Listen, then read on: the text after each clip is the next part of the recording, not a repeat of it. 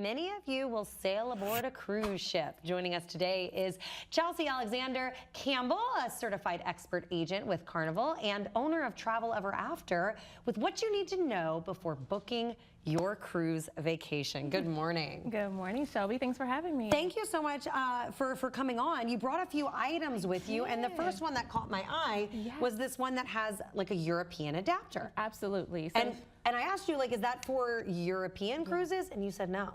No. Actually, some of our North America cruise lines still have the European plugs in the room. And so we have limited plugs in the room for us. So I have the idea for my clients. I give them all one of these. You plug it in so that way you have other things to plug in instead of having that one little plug in the room for everybody. I mean, that gets annoying. Absolutely, especially if you're traveling with your family. And you've got some great tips. If you are traveling with kids, what are some things that you want to make sure to remember to pack? Okay, so I love this. I learned this from being a mommy, as you would know. It's a wet dry bag. Love a wet dry bag. Love a wet dry bag. And when I had a son, I realized that these were perfect for cruising as well. Sometimes we can't pull those kids out of the ocean or out of the pools before we leave. And packing a wet swimsuit is a pain. So I know for my son, he's a water baby. We throw these in the night before we leave, and nothing else in the luggage gets wet. So I love that. So you can put like the dry clothes in the front pouch, and then the wet clothes in the back pouch, and it's not gonna mess. Yeah, I learned about these when I was cloth diapering my kids. Yes, me too. Yeah, but I didn't even think to use it for a cruise. That's so smart.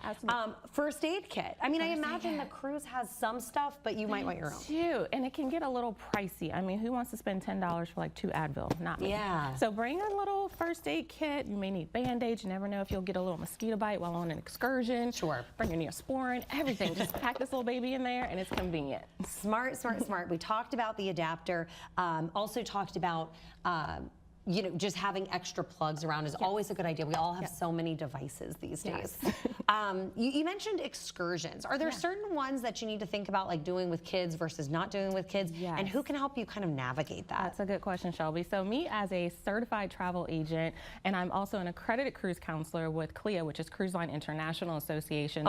I am certified and well-versed in teaching you which excursions are kid-friendly and which aren't. The cruise line also does a very good job of placing that on their website before you book, if it's age-friendly or not, what to bring, what not to bring, and if there's an area for parents to sit on the side with the kids for certain activities. Really smart. Okay, so booking with somebody who has done this a time or two, kind of knows what they're talking about, not only will help you know like what's best if you're bringing the family or if you're just going with your spouse or your partner, but it can also help you get good deals. Absolutely. Tell me about that. So I'll tell you about that. So we have something coming up every year, so usually between January and March, called Wave Season, and that's when travel agents, we go crazy because we're getting all these deals in our inboxes to pass on to our clients. So that's one way to get the best deal. Another way is also booking far enough out so that way you have advantages of positions on the ship, because some people are little cruise snobs. They like to be in certain positions after the ship. What does that mean? Like you want a balcony or something? So they want to be in the aft of the ship, or they want to be in the forward of the ship, or they want to be midship, or they want to have a balcony in a certain area. So if you book a little farther in advance, you have more selection of those things. Okay, I haven't been on enough cruises to know which is the best spot. Where do you want to be? Honestly, anywhere I can see the ocean is the best for me. That's what I'm saying. But why would you want to be forward or aft or in the back of the ship? Stated, but for me, you know, I've sailed top, bottom, middle, wherever. They say that they feel a lot of the movement of the ship in certain areas. So a lot of people prefer midship and like a higher up deck. And then some people are like, I feel everything on those decks, so I like to be a little bit lower. It's just your prerogative. The survey's still out on that, so I'm not really sure. Just your preference. But again, booking far enough in advance can help you get that preference.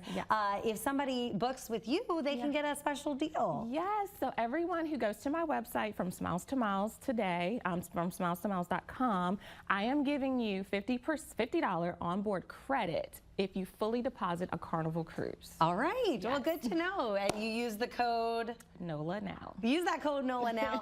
Thank you so much for joining us. Some really good tips. Y'all, these wet bags, I'm telling y'all, that's where it's at. Thank you so much. Thank you, Shelby.